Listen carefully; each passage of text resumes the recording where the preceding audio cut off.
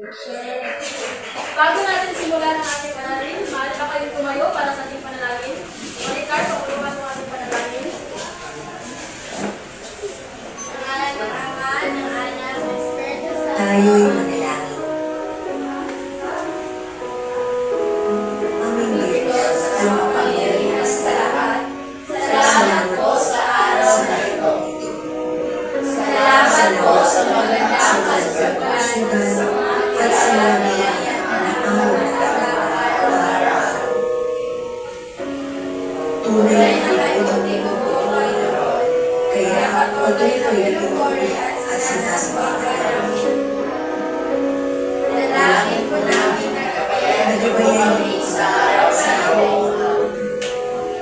Tulungan po kami na maunawaan ang lahat ng mga alahit tinuturo sa amin. Bigyan niyo po kami ng talino, mga kalakasan sa aming pag-aaral. Pagpalain niyo po ang aming bansa, ang aming paaralan, ang aming pagkakurutan ng mga pamilya. Salamat po sa pasalamatan ng aming Panginoong Jesucristo. Amen.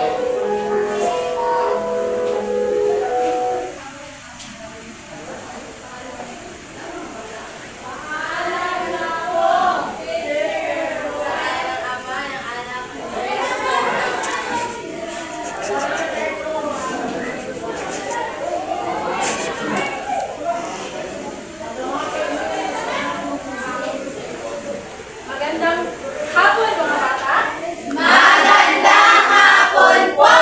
Pinipiling Jessa! Kumusta kayo mga bata? Kailangan po! Magagalak ako dahil mabuti na kayo. Ngayon, bago kayo umupo, meron muna tayong gagawin. Meron ako ditong pampasigla para kayo ay sumigla. Sumigla.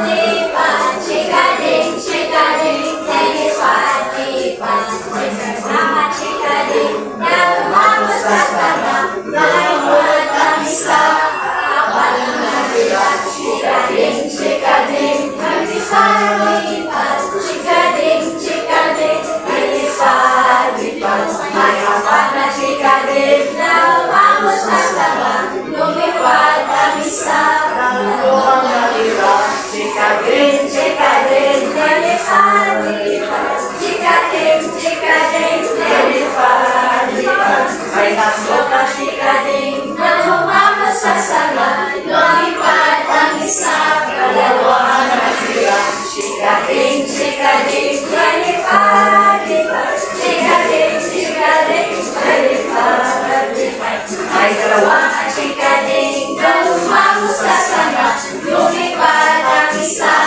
isa natira, chikading, chikading, lipat, lipat, chikading, chikading, lipat, lipat, may isang chikading, na lumamos sa sana, lumipad ang isa, wala na sila, Nasigahan ba kayo mga bata? Opo! Maaari na kayo umupo. Salamat po! Salamat po. Salamat po!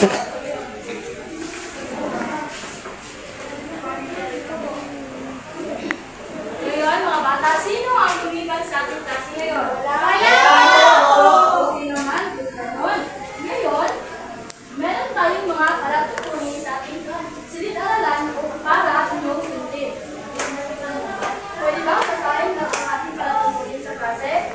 Makinig ng mabuti! Makiahos sa talakayan at gawain!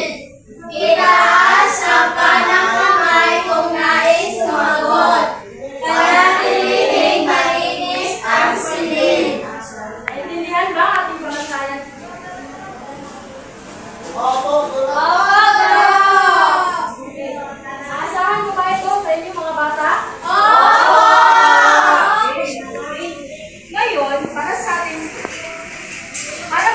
ko ang inyong nalalaman o naiintindihan niyo ba ang ating talakayan ng nakaraan.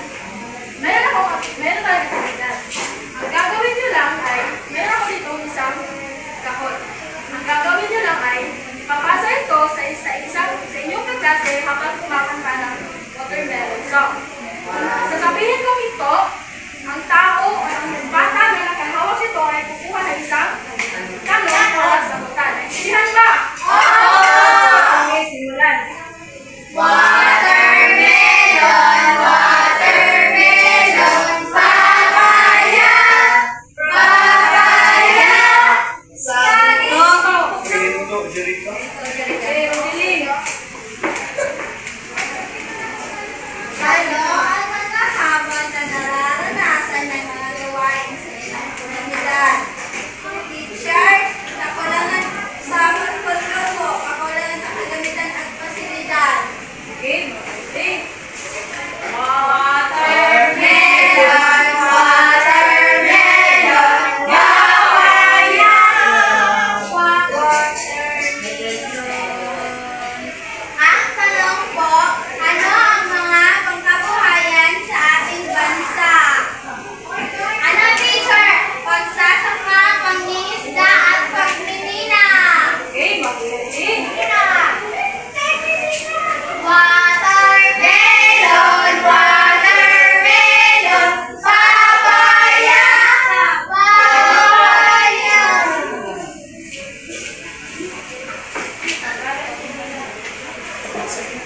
Sa tingin mo, sa panahon ngayon, gaano kahalaga ang mga gawain pangkabuhayan na mayroon sa inyong lugar?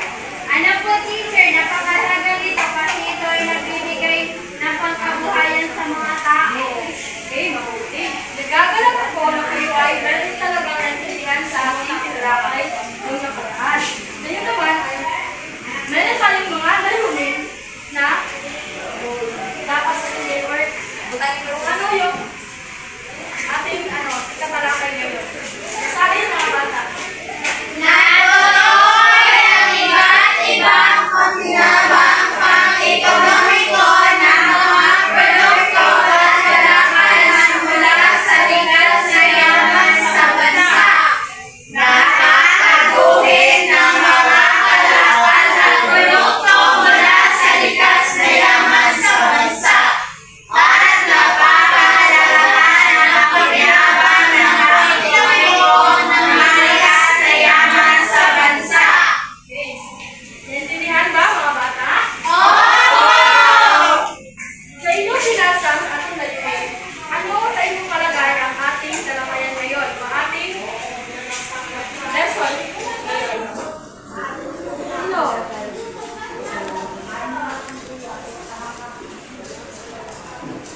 Sige, Lides. Peter, likas na yaman ko sa bansa Baro. Okay, okay, yes. Ngayon, para sa ating aktividad, tutukuyin ang mga pakinabang ng panginoon sa mga susunod. Itaas lamang ang iyong kanang kamay kung nais sumagot. Intindihan ba ang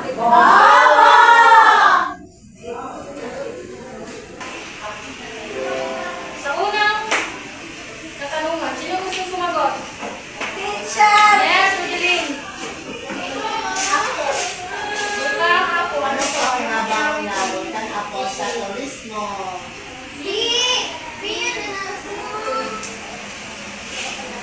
Mali.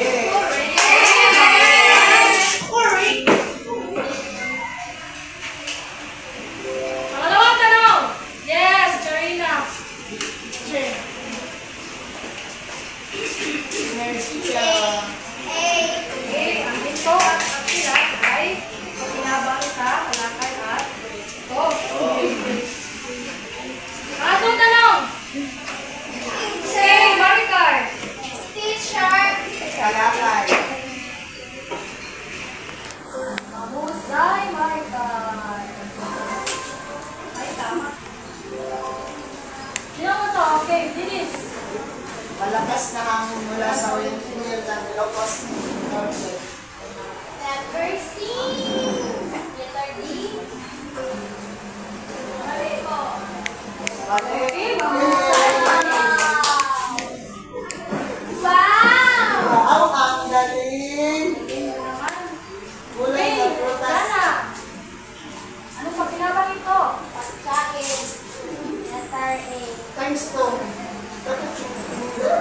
sistema mabuti at lahat ay nagakuha ng tamang sagot. Ngayon mga bata ay ating tatalakayin kung ano nga ba ang mga likas na yaman sa ating bansa. Mayroon akong video na hinahanda. Ang gagawin nyo lang ay makinig, unawain na mabuti ang video. Dahil pagkatapos ng video ay meron akong ipakasunungan. Naintindihan ba mga bata?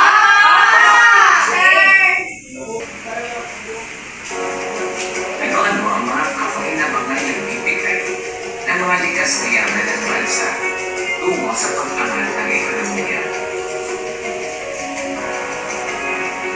Pakinabang sa kalakal at produkto. Ang Pilipinas ay sagana sa likas na yaman. Karaniwang umaasa ang Pilipino sa mga likas na yaman upang matugunan ang kanyang mga pangangailangan. Maraming produktong nakukuha sa mga yamang ito. Ito ang nagtutulot ng pag-angat ng antas ng ekonomiya ng bansa.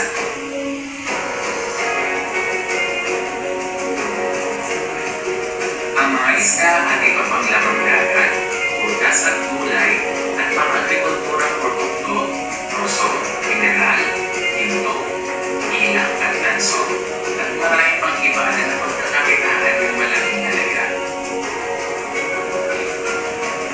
Ang mga produktong ito ay niluluwas din sa ibang bansa na namamalagan na karagdagang kita rito sa ating kamangyaman at dagdag pagkaman ng ating ekonomiya.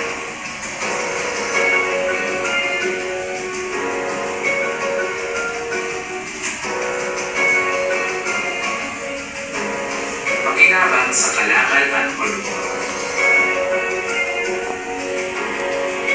Halimbawa,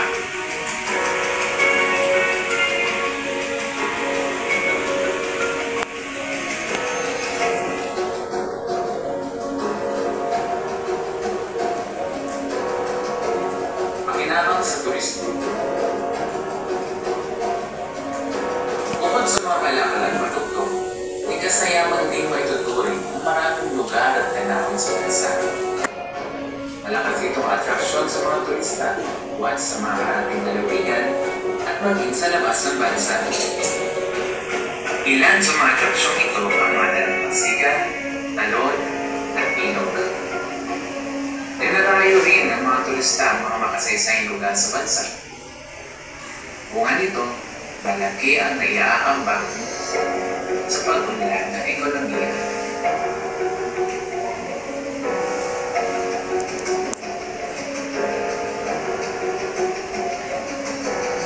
Mga halimbawa ng mga lugar: Boracay, Montmayon sa Bicol, at Isla ng Palawan, at maging ang Chocolate Hills sa Bohol.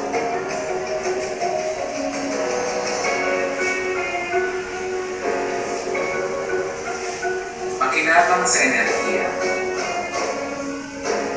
Isa itong malaking bagay na nakatutulong sa ating ekonomiya dahil hindi na natin kailangan umangkat pa ng maraming puno o langis.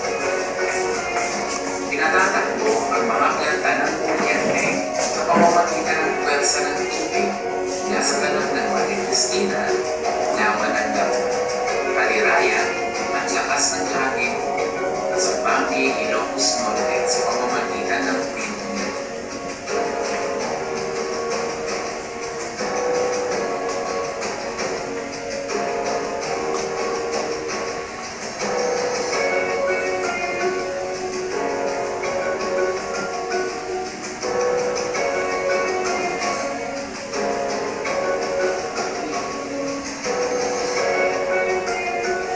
Tandaan mo, may mga magagandang lugar at tanawin na nagsisilbing atraksyon sa mga turista buhat sa mga ating lalawigan at maging sa labas ng bansa.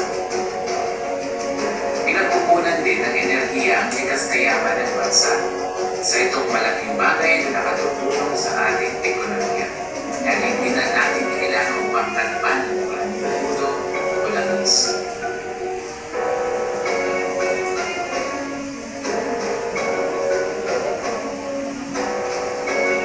Ang mga likas na yaman ay nakapagdudulot ng maraming kapakinabangan sa ating ekonomiya. Ilan sa mga pinagmumula ng kapakinabangan pang-ekonomiko, ang mga produkto at kalakal mula sa malikas na yaman, turismo at larangan. Ang produktong nakukuha sa malikas na yaman ng bansa, ito ang nagdudulot ng pag-angat ng kalitas ng ekonomiya ng bansa. Okay, dahil natapos ang ating video, ngayon ay meron akong mga katanungan. Sa unang tanong, sino ang gustong sumagot? Tungkol saan ang video? Yes, Jana.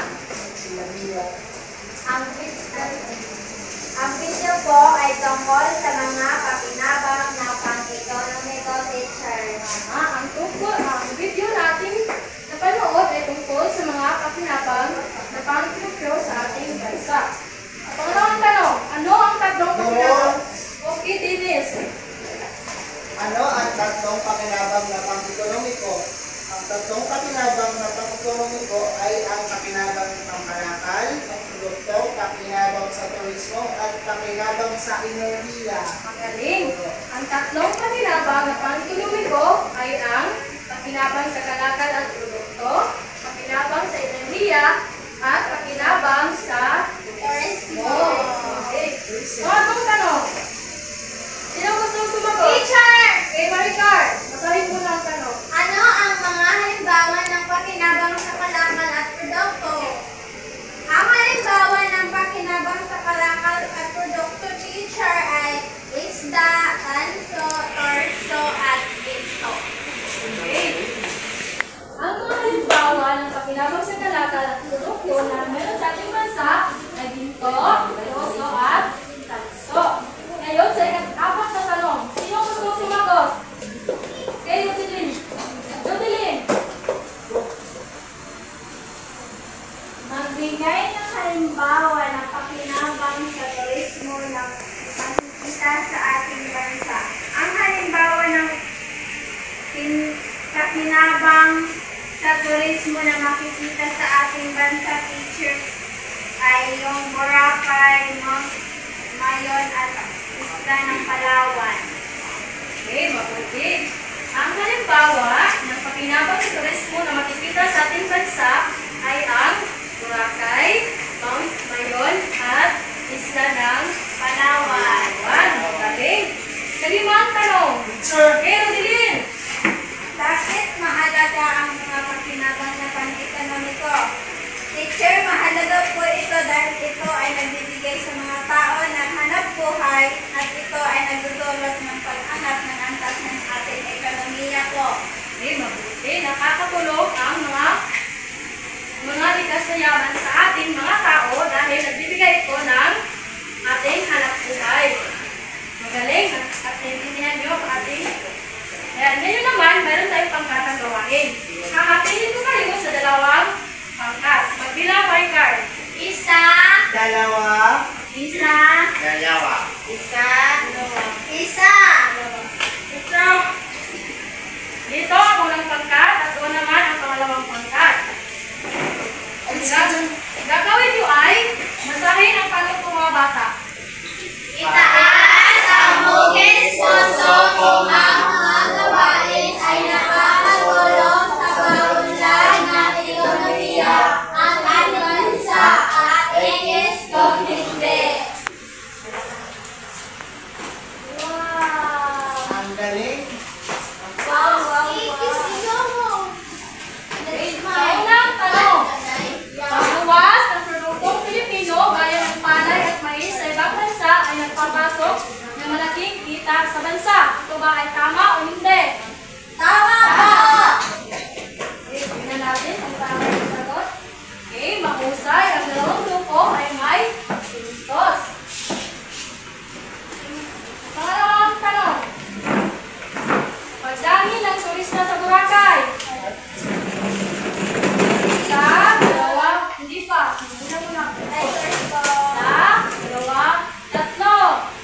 Okay, ang dalawa. Tingnan natin kung tama ba.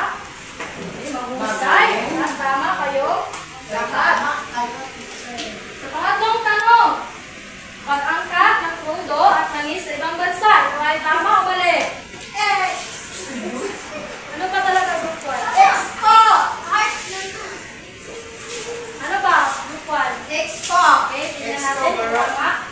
Okay. Lahat ay nakakuha ng tamang sagot. Ay, tama kayo lahat. Pang-apat na tanong. Pagdaan ng maraming bagyo sa bansa, ito ba ay nakakatulong o hindi? Yes, Okay, mabuti. Katulungan yan. Huwag kang magalit sa ito. Ba't ka galit? Okay. Sa huling katanungan.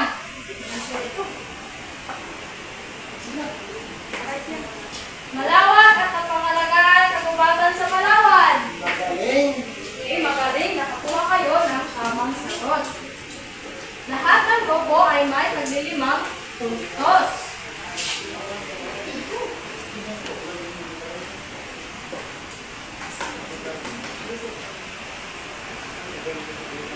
Nagagalang ako dahil meron kayong maintindihan sa ating talakayan ngayon. Ngayon ay meron pa tayong pangkatang gawain. Sa kasalukuyan ninyong grupo ay ang gagawin mo ay basahin ang tanong ng mga bata. Lumikha ng isang poster na nagpapakita ng pagyabang na pang-ekonomiko sa likas na yaman ng bansa. Ipaliwanag sa klase ang kahulugan ng likhang poster. Naintindihan ba ang tanong ng mga bata? Opo.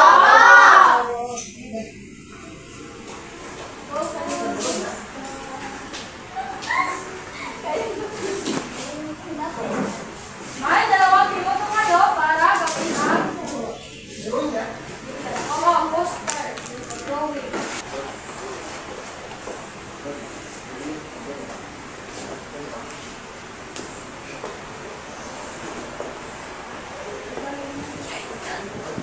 Booster, hindi.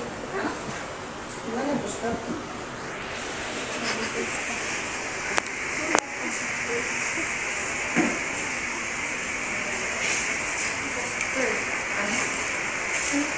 Ano yan?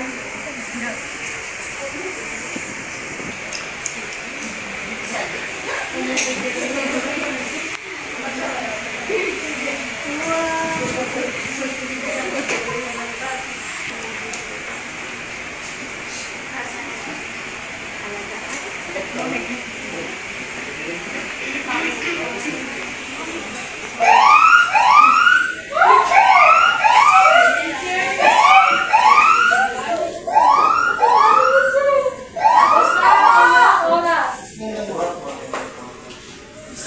Tapos na ba ang bawat grupo? Opo! One minute. Tapos naman, teacher. Ngayon, ang unang pangkat ay ang unang magpresenta ng kanilang ginawa. Teacher, ang among English teacher at tourist teacher kay mga tourist spot ay ingatan upang hindi makasuhan. Wow! Bakit ito mahalaga? Mahalaga man doon siya teacher kay mga tourist spot teacher kanang tulad na siyang teacher were teacher dapat nandiyan siya teacher kay para kwan teacher mahilo for my teacher tas balik-balikan siya sa mga tao teacher. Magaling. Unang pangkat, magaling ang grupo. Ngayon naman, ang pangalawang pangkat. Teacher, ito po yung poster namin. Kalikasan ay ating pakinabangan.